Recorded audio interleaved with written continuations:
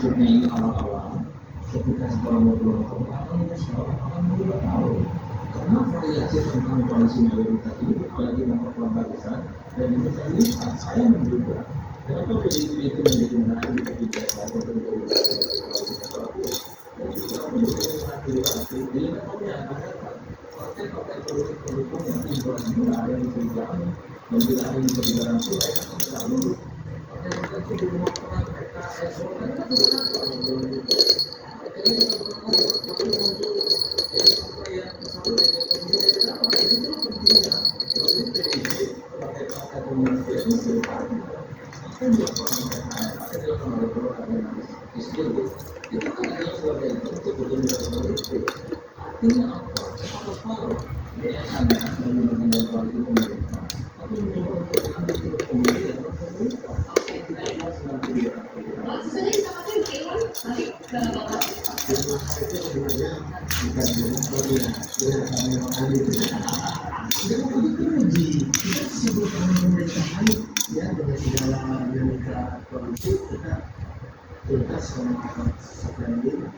begitu waktu posisi gitu kan kita kemudian menawar ikut berjuang memenangkan Pak Prabowo jelas orang melihatnya Partai Demokrat jadi ibaratnya komitmen 5 tahun ke depan termasuk juga mendukung keberlanjutan Prabowo itu adalah perjuangan panjang makanya saya bilang kita kemudian tidak bicara lagi siapapun yang kemudian bergabung yang mana kohesi tetapi bagaimana Pak Prabowo menjamin semua kekuasaan politik ini untuk dan apakah dari kami kembalikan sepenuhnya kepada Pak Prabowo sebagai pemimpin. Apakah PDI Perjuangan kalau maksud justru PDI Perjuangan yang bisa menjadi penyeimbang ini adalah garansi dari Pak Prabowo kalau ada yang nakal di partai-partai ada yang nakal. Sebetulnya tidak perlu karena batas perangkat 80% itu sudah menimbulkan kondisi checks and balance di dalam. Mulai kalau misalnya cuma 50% atau 60%, PKS bisa macam-macam itu keluar dari 50%. Matematika itu saya kira yang kedua siapapun jadi presiden Indonesia pada dulu pasti mengejar angka 72 atau 80% kekuasaan partai politik.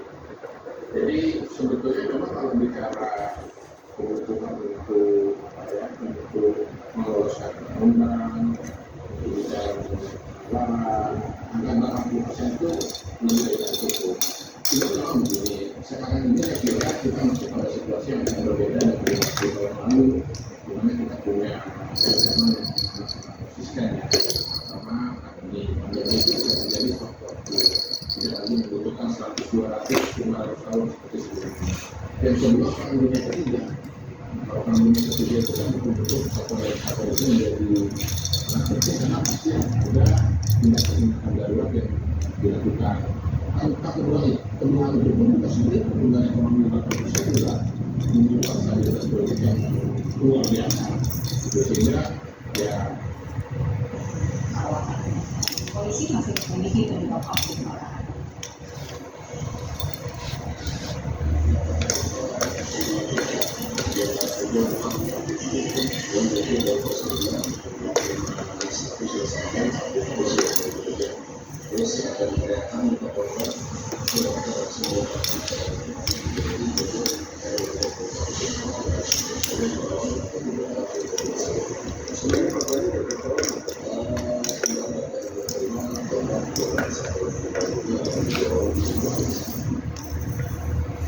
Informasi lainnya sudah 5 dari 7 jenazah yang terbuka di klarifikasi di Jakarta teridentifikasi.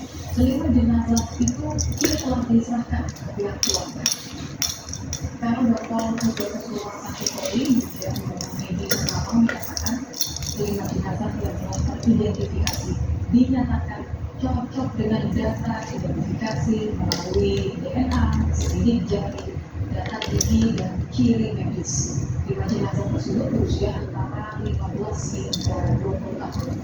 5 jenazah yang telah teridentifikasi kini telah diserahkan ke pihak keluarga untuk dimakamkan.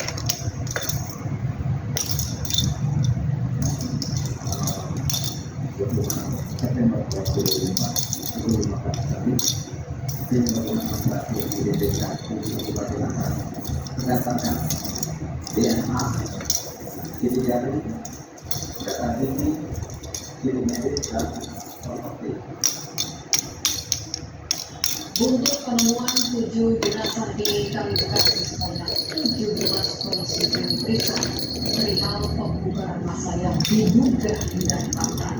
Kadif Propam Polri Irjen Abdul Karim mengatakan, dalam asistensi itu dirinya telah memerintahkan jajarannya untuk melibatkan pihak eksternal demi transparansi dalam penanganan kasus.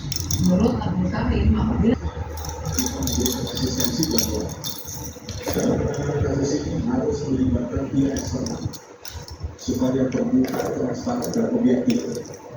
Jangan hanya dari internal kita saja. Itu yang saya dorong. Yang melibatkan masyarakat, melibatkan komunitas, individu ataupun lembaga negara lainnya. Kita buka semuanya. Apabila kita temukan di situ ada pelanggaran yang dilakukan oleh anggota, kita tidak tegas. sementara itu, 19 dari 22 orang yang ditangkap tim revisi Polres Metro Bekasi Kota saat berpatroli di Kabupaten Bekasi telah dipulangkan. Meski demikian, 19 orang yang dipulangkan itu harus melakukan wajib lapor 2 kali dalam seminggu ke Polres Bekasi Kota. Sedangkan 3 lainnya telah ditahan karena kedapatan membawa senjata tajam. Dari 3 orang yang ditahan, 1 diantaranya masih di bawah umur.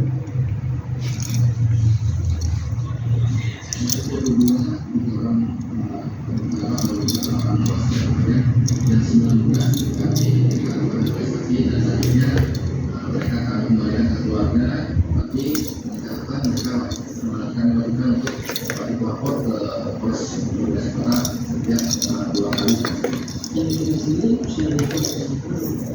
Sampai saat ini sudah kami lakukan proses penyelidikan mereka tetap kami bawa hasilnya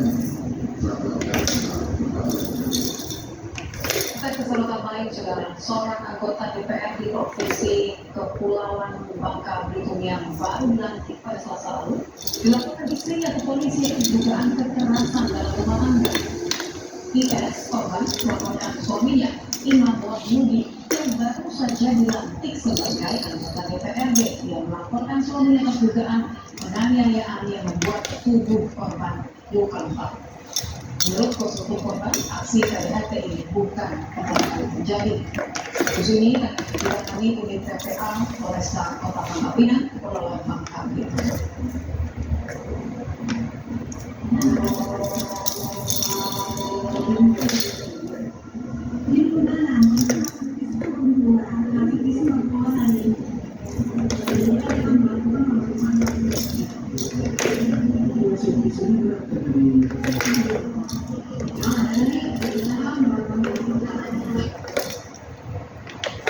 Kita ke kasus lainnya juga kita dibawa sudah LPSK mendatangi Mapolres Singkawang untuk memberikan perlindungan terhadap korban kasus kekerasan seksual yang menjerat anggota DPRD Singkawang. Wakil Ketua LPSK Sri Sumaryati bilang ada bentuk-bentuk ancaman kepada korban sehingga korban dan keluarga harus berpindah-pindah dari sini untuk menghindari lapor.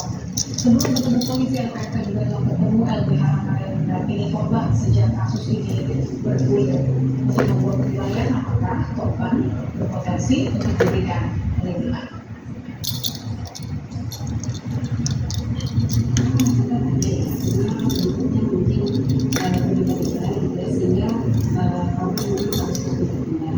Dari sisi